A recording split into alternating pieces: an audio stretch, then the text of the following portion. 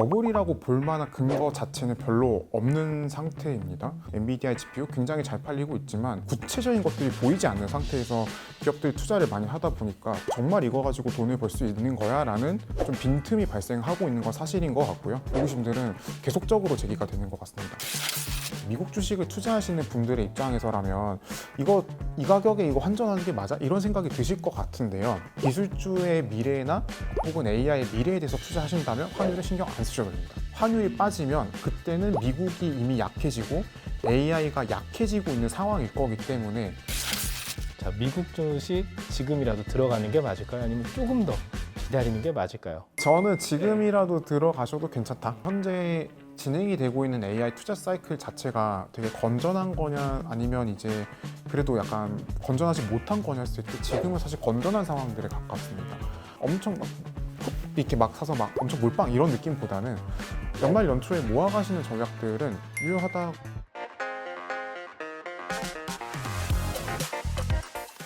자, 안녕하세요. 오늘의 투자, 내일의 가치 머니가이드 4 영월드 시작합니다.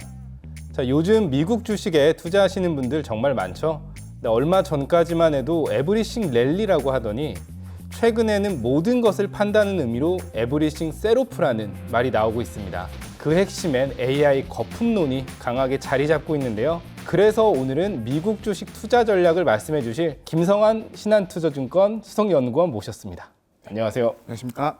주식, 금, 가상화폐까지 모두 오르던 그 에브리싱 랠리 흐름이 최근에는 완전히 달라졌어요. 이제 주춤하고 있는데 왜 이런 상황이 생긴 걸까요? 주식시장과 이제 금융시장의 랠리 같은 경우에는 전체적으로 돈을 사실 좀 푼다, 금리를 내려준다라는 것들과 그다음에 이제 특히 주시장 같은 경우에는 주식시장의 펀더멘털은 기업이익이 될 텐데 이 두 가지가 사실 10월까지만 하더라도 믿음을 굉장히 다 갖고 있었던 상황이라고 보시면 좋을 것 같아요. 근데 11월로 들어오는 과정에서 생각보다 금리 인하도 많이 못하게 될 것 같다. 그다음에 최근에 객관적인 주식시장의 실적은 굉장히 좋은 상태인데요. 시장에서 이걸 믿지 않고 있는 상황입니다. 믿지 않고 있는 이유라고 한다면 최근에 잇따라서 제기가 되고 있는 AI 버블론에 대한 논지들 이런 것들이 많이 일고 있기 때문에 결국은 이 흐름 자체가 의외로 굉장히 빠른 속도로 에브리띵 셀 오프처럼 비화를 하고 있는 것 같습니다. 이게 말씀 주셨지만 엔비디아가 3분기에 역대급 실적이 나왔잖아요. 근데도 이제 AI 거품론은 여전히 가시지 않고 있습니다.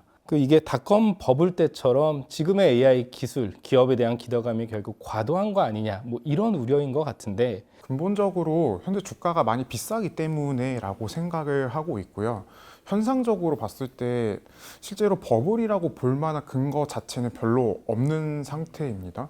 보통 이제 현재 미국 시장의 핵심적인 동리는 AI 캐펙스 사이클이라고 보시면 좋을 것 같거든요. 그러니까 AI를 위해서 투자를 많이 한다. 그 과정에서 얻어지는 미국 기업들의 실적 개선이 사실 되게 좋았던 그런 상황인데 이 투자 사이클이 되게 심하게 진행이 됐을 때 과잉 투자 혹은 이거 투자했을 때 이거 갖다가 무슨 돈을 벌 수 있겠어 이런 부분들에 대한 논쟁은 사실 항상 있는 일인 것 같아요. 그게 이제 닷컴 버블 때 일어났던 일들인데요. 엔비디아의 GPU 굉장히 잘 팔리고 있지만 뭔가 이거 가지고 돈을 벌겠다라는 구체적인 것들이 보이지 않는 상태에서 기업들이 투자를 많이 하다 보니까 정말 이거 가지고 돈을 벌 수 있는 거야? 라는 좀 빈틈이 발생하고 있는 건 사실인 것 같고요. 그게 100% 설명이 안 되다 보니까 일단 실적이 잘 찍힌다고 하더라도 그게 결국 뭘 가지고 올 수 있을 건데? 라는 거에 대한 의구심들은 계속적으로 제기가 되는 것 같습니다. 그래서 비단 이건 최근에 제기됐다고 볼 수는 없죠. 이미 작년 7월, 8월부터 되게 줄기차게 제기가 되고 있는 상황이고요. 그러다 보니까 주가가 많이 올랐을 때는 항상 소환이 되는 주제인 것 같습니다. 좀 더 들어가 볼게요. 지금 대표적인 그 AI 거품론자로 평가를 내는 그 마이클 버리라는 분이 최근에 엔비디아랑 팔란티어에 대한 풋옵션을 매수를 했습니다. 결국 주가 하락에 베팅을 한 건데요. 자, 이 사람이 좀 어떤 사람이길래 이렇게 시장에 많은 주목을 받는 건가요? 저희 이제 빅쇼트라는 영화가 그 투자하시는 분들이라면 한 번씩 들어보셨을 거고요. 저 주택시장 버블의 붕괴 베팅을 하셔서 굉장히 유명해지신 분이라고 보시면 되겠죠. 그 당시 이제 버블이 붕괴하기 2년 정도 전부터 이건 버블이다. 주택시장에 버블이 껴있다라고 예상을 하고 망하는 베팅을 했는데 그게 이제 성공하다 보니까 굉장히 유명해지신 분입니다. 결국은 이분 같은 경우에는 크게 전략은 두 가지입니다. 버블이 붕괴하는데 베팅하고 굉장히 떨어졌을 때 굉장히 염가에 사는 전략 이 두 가지를 같이 잘 쓰시는 분이라고 보시면 좋을 것 같은데요. 최근 미국 시장이 크게 하락한 적이 거의 없다시피 하거든요. 뭐 올해 4월 정도 관세 전쟁으로 인한 하락 정도 이외에는 큰 폭으로 하락하지 않고 대부분 이 PER이 항상 비싼 상태였었습니다. 그러다 보니까 아무래도 역발상을 좀 하려고 하시는 것 같아요. 비싼 상태에서는 취약점이 발견됐을 때 굉장히 큰 돈을 벌 수 있다라는 이전의 이제 성공 패턴을 좀 답습을 하시려고 하는 듯하나 아직까지 잘 통하고 있지는 않은 상황이고 그런 상황이라고 보시면 좋을 것 같습니다. 저도 찾아보니 이분께서는 뭐 지금 AI 잘 나가는 기업들의 매출이나 이런 것도 뭐 사기다 뭐 이런 좀 센 워딩까지 하셨던데 그런 주장을 좀 얼만큼 투자자들이 믿고 좀 신뢰를 할 수 있을까요? 사실 객관적으로 보여지는 지표들은 괜찮긴 하거든요. 뭐 일례로 이제 엔비디아 실적 발표가 지지난주 있었었는데 그날 이제 당일날 실적이 잘 나서 주가가 오르고 있다가 빠지고 나니까 뒤늦게 시장에서 회자가 됐던 것들이 매출 채권이 늘어났다. 매출 채권은 외상의 개념이죠. 일단 물건을 샀는데 돈을 주지 않았다라는 그거에 이제 좀 주목을 하게 되는 것 같아요. 그 다음에 사실은 이건 이제 벤더 파이낸싱 논란과 결부가 되면서 결국은 엔비디아가 이 벤더 파이낸싱을 통해서 실제로 GPU 사용하는 사람들한테 주고 돈을 빌려주고 하는 거라면 이거 약간 자전거래 아니냐 이런 논란들이 이제 불거지게 되는 것 같은데 실제 숫자로 봤을 때는 정상적인 수준이라고 저희는 생각을 하고 있어요. 왜냐하면 전체 매출이 늘어나면 매출 채권 늘어나는 거는 좀 당연하긴 하거든요. 그래서 이런 것들을 저희가 살펴보는 지표가 이제 회전율이라는 지표가 있습니다. 매출 채권 대비 실제 매출액이 얼마 정도의 비율로 전개가 되느냐 이런 것들은 꽤 일정하게 유지가 되고 있으니 전체 매출이 늘었으니까 매출 채권도 늘었다. 하지만 주가가 좀 올라와 있는 상태에서 심리적으로 좀 위축된 상태이다 보니까 시장에서 그런 논란들을 더 약간 받아들이는 것 같다라고 생각을 하고 있고요. 걱정할 만한 시기들은 아니라고 저희는 생각을 하고 있습니다. 숫자상으로는 위험징후로 볼 만한 건 아직은 없지만 우선 가격이 워낙 높기 때문에 그런 불안 심리가 더 크게 작용하는 것 같다. 뭐 전체적으로 이런 진단이신 거죠. 자, 이 AI 거품론 얘기를 계속 뜯어보면 이 순환거래라는 말, 뭐 아까 자전거래라고도 말씀 주셨는데 그 말이 계속 등장을 하잖아요. 그러니까 쉽게 말해서 엔비디아의 칩을 엔비디아 투자금으로 산다. 뭐 이런 방식인데 자, 이 순환거래가 AI 거품론의 정말 주된 근거라고 보시나요? 아니라고 생각하고 있는데요. 실적 발표를 통해서 엔비디아의 이제 핵심적인 매출이 발생하는 고객들이 크게 네 가지 정도가 있다고 합니다. 그러니까 그 네 개의 고객이 엔비디아의 매출의 60% 이상을 이제 설명을 하게 되고요. 마이클 버리의 주장에 대한 엔비디아의 반박 문서 이런 것들이 조금 이제 Q&A가 좀 돌아다녔었어요. 거기서 이제 엔비디아가 하는 이야기는 우리는 실제로 그런 전략적인 투자는 사실 5%도 안 된다. 되게 비중이 작다라는 이야기를 했었던 상황이라고 보시면 되는데요. 그러면 결국은 만약에 그 내 4대 고객이라고 한다면 뭐 마이크로소프트가 될 수도 있고요. 구글도 될 수도 있고 아마존 이런 큼지막한 기업들이 될 텐데 그 기업들의 재무 상태에서 뭔가 문제가 있는가? 그거를 좀 따지고 들어가 봐야겠죠. 결국 그 4대 기업들이 매출의 이제 60% 이상을 차지한다는 건데 그게 이제 뭐 엔비디아 투자를 받은 거냐 했을 때 그건 아닙니다. 그리고 그 기업들이 뭔가 돈이 없어서 엔비디아한테 돈을 빌리고 있느냐? 그것도 아니에요. 그러니까 현금 흐름도 워낙 탄탄한 회사들이고 돈도 잘 벌고 있는 회사들이고 그러다 보니까 엔비디아의 매출이 이제 상당히 뻥튀기가 됐다라는 표현에 대해서는 그런 게 아예 없을 수는 없다고 생각을 하고 있지만 현재 저희가 보여지고 있는 징후들로 봤을 때는 너무 좀 이른, 좀 약간 부풀려진 걱정이 아닌가라는 생각을 하게 된다.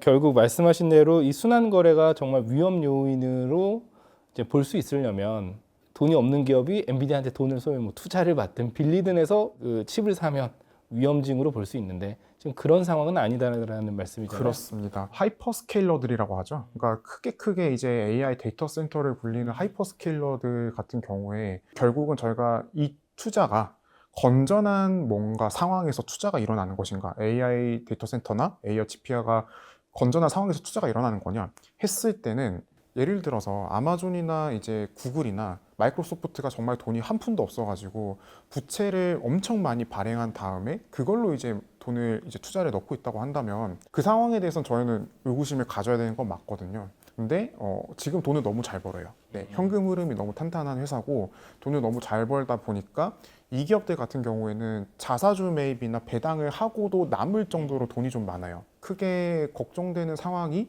당장인가? 설령 이런 사이클이 좀 더 확대돼서 어느 순간에는 문제가 생길 수도 있겠죠. 하지만 근미래 이게 붕괴할 수 있을 정도로 정말 투자의 퀄리티가 안 좋은가에 대해서는 동의하기가 조금은 어려운 상황은 아닌가라고 진단해봐야 될 것 같습니다. 그래서 그 엔비디아 젠슨왕 CEO가 이런 말을 했던 것 같아요. AI는 이미 뭐 선순환 구조에 진입했다라고 라면서 이제 반박을 했는데 이런 주장은 좀 어떻게 평가하시나요? 선순환이라고 했을 때 네. 결국은 이 투자가 뭔가 수요를 일으켜야 할 것 같고요. 돈을 벌고 있다면 선순환 구도라고 할 수 있겠죠. 투자를 했을 때 실제로 이걸 뭔가 뭐 굉장히 쉽게 생각하면은 이걸로 돈을 벌고 그래서 다시 투자 여력이 생기고 이게 돌아간다면 저희가 뭐 궁극적인 선순환 구도가 형성이 됐다라고 봐야 될 것 같아요.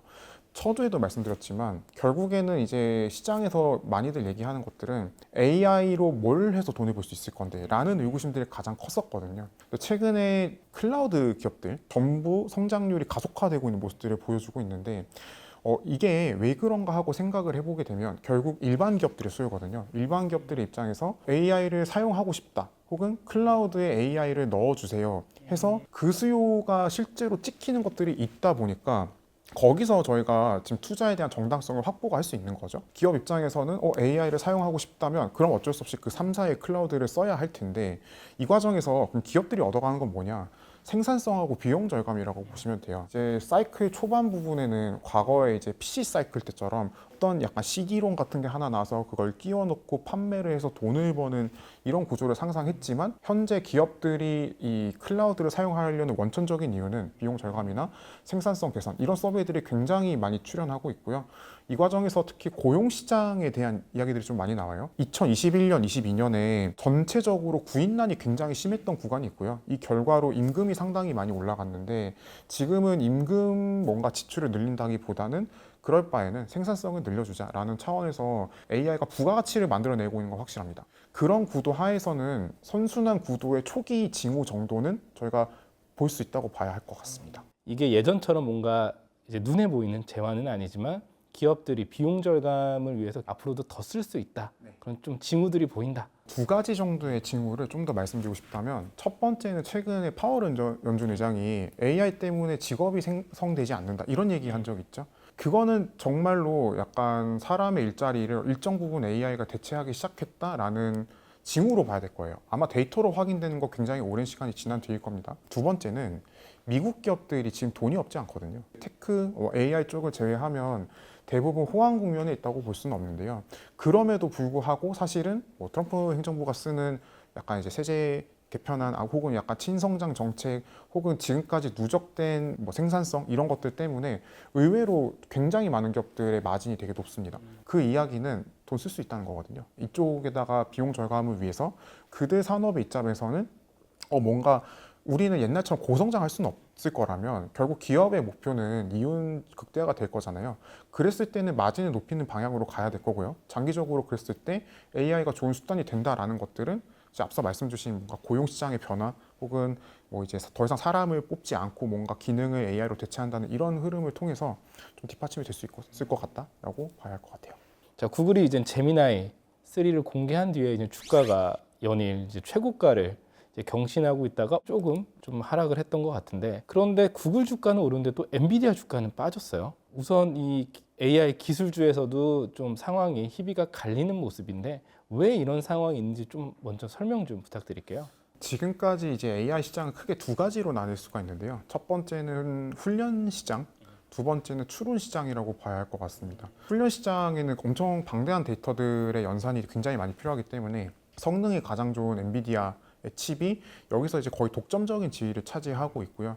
추론용 시장에서는 엔비디아의 후행주자라고 볼 수 있는 AMD나 아니면 이제 구글의 TPU 같은 것들이 이제 주로 사용이 되는 그런 구도였었는데 최근에 이제 구글이 제미나이를 발표하고 나서 메타가 실제 구글의 TPU를 쓸 수 있다 이 얘기가 나오면서 사실 최근에 주가가 더 강하게 오르고 있다고 보시면 되는데요.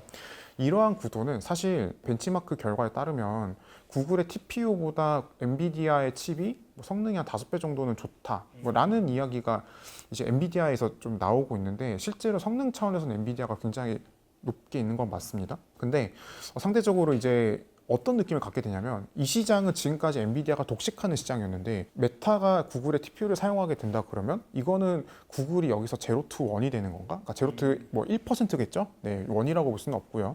0에서 1%가 되는 거라면 이거는 잠재적으로 엔비디아의 시장을 좀 잠식할 수 있는 거 아닌가라는 것들 때문에 구글이 좀 강하고요. 상대적으로 엔비디아가 약해지는 모습들을 보이고 있다고 보시면 좋을 것 같아요. 이런 구도는 저희에게 있어서 언제 상황을 좀 떠올리게 하냐면 구글 입장에서 베스트 케이스로 생각을 하는 거라면 과거에 이제 그러니까 서버 클라우드 시장에서 인텔이 되게 절대적인 강자였던 시절이 있습니다. 거의 점유율 100% 가까이 하고 있었었는데 어느 순간 이제 AMD라는 기업이 갑자기 치고 들어오면서 뭐 0%, 1%, 2% 이런 식으로 점유율을 높여가는 과정에서 시장에서 이제 더 많이 잠식할 수 있지 않을까라는 걸 반영해서 AMD 주가를 엄청 많이 들어올렸던 적들이 있거든요. 그런 상황하고 비슷하다고 봐요. 구글 주가에는 이제 그 훈련용 시장에 대한 프라이싱은 안 되어 있었는데 기계에 이제 조금씩 시작되고 있는 상황이라고 봐야 할 것 같거든요. 그리고 엔비디아는 좀 풀리 반영이 되어 있다가 이런 상황으로 전개가 되고 있다 보니까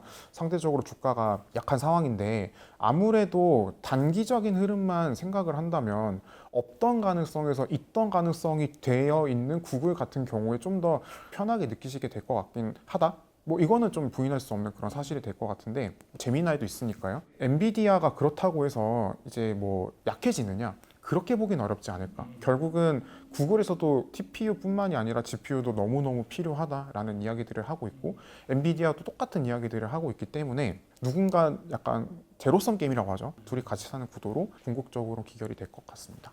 또 요새 요동치는 게 하나 더 있죠. 이제 환율 얘기인데요. 자, 서학개미들이 사실 울고 웃는 게 환율 때문이기도 한데 흔히 이제 해외 주식은 환율이 이젠 낮을 때 사서 비쌀 때 뭐 팔라고들 하는데 지금 원달러 환율이 한 뭐 1,500원대 턱 밑까지 와 있습니다. 그런데 지금 환율이 이렇게 올라도 미국 투자 열기는 계속 식지 않고 있는데 자, 이런 좀 기이한 상황은 왜 생기는 걸까요? 제가 환율을 설명하는 굉장히 여러 가지 이론이 있거든요. 그 분석하는 관점에서는 환율을 결정하는 되게 키팩터 중에 하나가 테크가 좋으냐 아니냐 이거에 따라서 사실 결정되는 게 꽤 크다고 설명을 좀 드리고 싶거든요.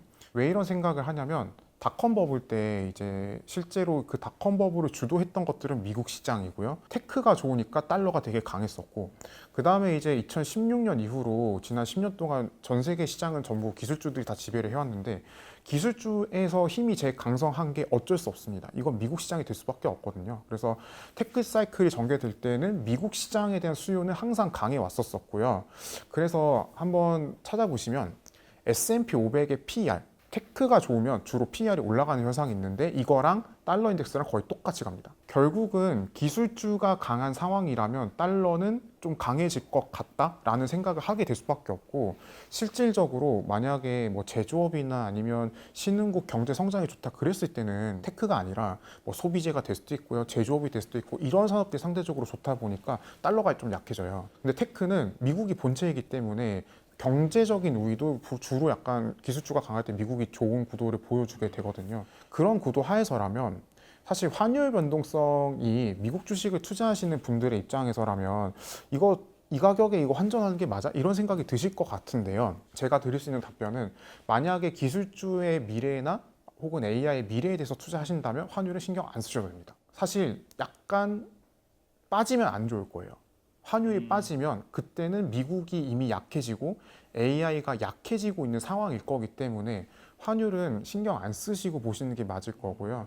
뭐 언젠가는 이 투자 사이클이 한번 크게 망가질 수도 있겠죠. 그게 시점이 저희가 언제라고 특정을 질 수는 없겠지만 그 시점에 달러가 약해질 텐데 그때 환전하는 건 저는 좀 오히려 약간 별로지 않나. 그러니까 결국 기술제의 어떤 가능성이나 가치를 보고 베팅하는 거라면 환율이 뭐 올라가는 거는 이제 자연스러운 거고 그거에 따라서 뭐 이 투자를 뭐 심각하게 고민할 필요는 없다 말씀이시고 근데 이제 정부에서 약간 페널티 서학개미에 대한 페널티를 우는 한번 뗐습니다. 근데 바로 뭐 원론적 차원의 언급이라고는 했었는데 이제 해외 주식에 대한 뭐 양도소득세를 좀 더 과세를 강화하는 거 아니냐라는 불안감도 조금씩 나오고 있어요.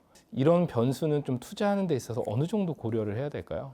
매우 심대한 문제가 되겠죠. 아무래도 해외 주식 투자 같은 경우에는 사실 국내 주식에다 투자한다 치면은 결국 그건 국내 기업들의 자본 비용이 낮아지게 돼서 국내 기업들의 투자 이런 것들을 원활하게 만들어 줄 거다 보니까 그런 차원에서 이제 해외 주식 투자 자체가 어떻게 보면 기회 유출 이런 식으로 인식이 될 수 있는 부분들은 분명히 있습니다. 근데 이제 국내 주식 같은 경우에는 지금 사실 세금 그러니까 이걸 떼고 있진 않은 상태고요. 근데 해외 주식은 이미 좀 원천적으로 징수를 하고 있는 부분도 있다 보니까 메리트가 굉장히 약해질 것 같아요. 이거와 관련해서는 실제로 좀 많이 약간 상황이 바뀔 수도 있는 해외 투자 트렌드를 바꿀 수도 있는 변수일 것 같은데 뭐라고 아직 예단하기는 좀 어렵지 않나 하는 생각이 든다. 네, 그리고 국내 주식 박스피였던 코스피가 이제 4,000피가 됐습니다. 자, 이런 상황에서 미국 주식이랑 국내 주식 비중 어느 정도로 가져가는 게 적정할까요? 비슷해도 된다고 봅니다. 반반 정도. 아무래도 글로벌 투자자 입장에서는 한국 시장은 전체 시가총액의 글로벌리 2% 정도밖에 하지 않는 시장이고요. 근데 하지만 저희는 또 한국인이니까요. 그래서 어느 정도 그 홈바이어스가 있을 수밖에 없는데 그랬을 때 사실 미국 시장하고 한국 시장을 둘 다 놓고 보게 되면 한국 시장과 미국 시장에 들어올려지는 원천적인 동력은 아시겠지만 다 AI입니다. 속성이 거의 같고요. 아무래도 미국 시장과 한국 시장을 반반 정도 나눠서 뭐 그렇게 비슷하게라도 조정을 하신다면 이점이 조금 있을 수 있는 게 환에 대한 뭐 문제. 결국은 이제 한국의 약간 이제 상대적으로 미국 경제가 좀 더 강하고 한국 경제가 조금 더 약간 모멘텀이 약할 때 그걸 이제 해치할 수 있는 부분들이라던가 그다음에 한국 같은 경우에는 아무래도 이제 메모리 주식들이나 아니면 산업재, 약간 자본재 주식들이 많은데요. 이익의 변동성이 꽤 됩니다. 그러면 미국 시장에 투자를 했을 때 미국 기업들은 이익의 변동성이 엄청 크지는 않거든요. 이 얘기는 한국은 이익이 나오면 엄청나게 잘 나온다는 거고요. 미국을 갖고 있을 땐 조금 안정성이 보여지는 것 같아요. 정답이란 건 없지만 반반 정도 가져가셨을 때는 포트폴리오 안정성이 굉장히 높아질 수 있다고 생각하고 있습니다. 되게 단순한 질문인데 가장 궁금한 질문일 것 같긴 해요. 자, 미국 주식 지금이라도 들어가는 게 맞을까요? 아니면 조금 더 기다리는 게 맞을까요? 저는 지금이라도 들어가셔도 괜찮다. 네, 이렇게 생각을 하고 있는데요. 결국은 현재 진행이 되고 있는 AI 투자 사이클 자체가 되게 건전한 거냐 아니면 이제 건전하지 못한 거냐 했을 때 지금은 사실 건전한 상황들에 가깝습니다. 근데 보통은 이 투자 사이클이라는 게 한 번 시작되면 5, 6년은 가긴 하거든요. 23년 1월 달 설날쯤에 챗GPT가 이제 시장에서 화두가 되면서 엔비디아 주가가 올라갔으니까요.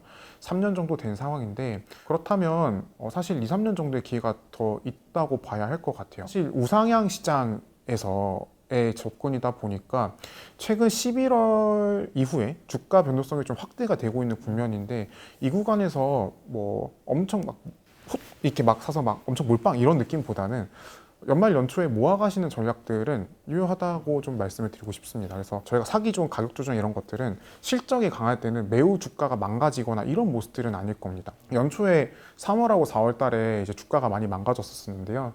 그때는 관세 전쟁 때문에 경기 침체 우려가 정말 현실화되는 것 같았으니까 많이 밀렸죠.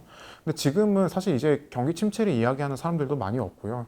AI 쪽의 실적들은 워낙 강성하다 보니까 11월에 겪은 조정 정도가 사실은 이제 약간 맥시멈이 되는 것 같다라고 저희는 좀 판단하고 있습니다. 그래서 급하게 따라 사시면 아무래도 이제 연말 연초에 변동성이 좀 잔존할 수 있을 것 같거든요. 모아가시는 전략들을 좀 추천을 드리겠습니다. 그래도 한번 좀 정리하는 차원에서 질문 드리면 자, 서학개미들이 이제 연말 연초에 특히 주목해야 될 어떤 이벤트, 뭐 변수 뭐가 있을까요? 바로 생각나는 건 12월 FOMC가 될 것 같고요. 두 번째는 FOMC 직후에 브로드컴과 오라클의 실적이 있습니다. 이 두 기업의 실적이 매우 중요할 것 같은데요.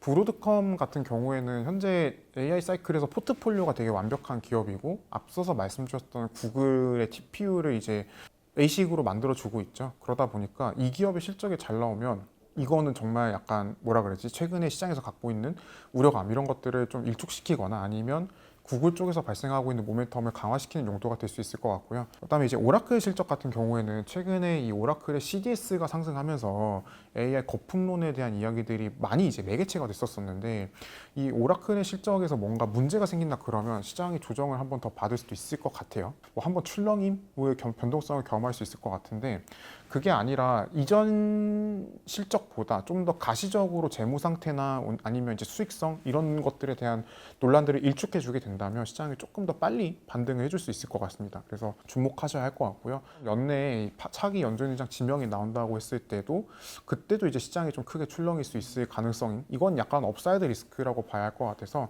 이 이벤트를 주목해 보시면 좋을 것 같아요. 그리고 연초 정도로 진입을 하게 됐을 때는 뭔가 경기에 의해서 주식시장이 좋다라기보다는 진짜 단순하게 AI에 의해서만 결정되는 사실 세계에 살고 있거든요. 그러다 보니까 1월에 실적 시즌이 항상 중요할 수밖에 없어요. 경제 지표나 이런 것들, 월간 경제활동 이런 것들 체크를 할 수 있는데 사실 AI 기업들의 실적은 AI 실적대밖에 못 봅니다.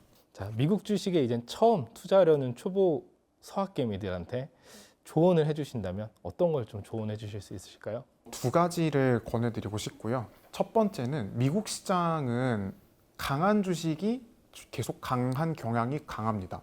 한국 시장에선 저희가 박스권 매매라고 하죠. 바이 로, 셀 하이 이런 접근 방식을 굉장히 많이 취하게 되는데 의외로 미국 시장은 그렇지는 않습니다. 그러니까 센 주식이 더 강해지는 그런 모습들을 주로 보여주는데요. 이런 시장의 형태를 모멘텀 마켓이라고 부르죠. 이렇게 생각해 볼 수 있습니다. 최근 한 3-4달 정도 구글이 굉장히 많이 올랐는데 구글이 이제 많이 올랐다 보니까 비싸다라고 생각을 하시면 사실 손이 잘 안 나갈 거고 그러면은 좀 약간 그거보다 덜 오른 수혜주 이런 것들을 주로 찾게 되는데 미국 시장은 그냥 정직하게 강한 주식에 연속적인 베팅이 어떤 이런 것들이 좀 더 약간 유효하다라고 보시면 좋을 것 같아요. 너무 싼 종목들을 찾으려고 안 하시는 게 못 오른 종목들 이런 것들을 찾으려고 안 하시는 게 저는 유효하지 않나? 라고 생각을 하고 있고 만약에 미국 주식을 이제 시작하려고 하신다면 빅네임부터 시작하시는 게 맞을 것 같습니다. 그래서 빅네임들 중에서 현재 모멘텀이 이제 있고요. 그게 만약 연속적으로 이어질 수 있다고 한다면 비록 그게 최근에 많이 올랐다고 하더라도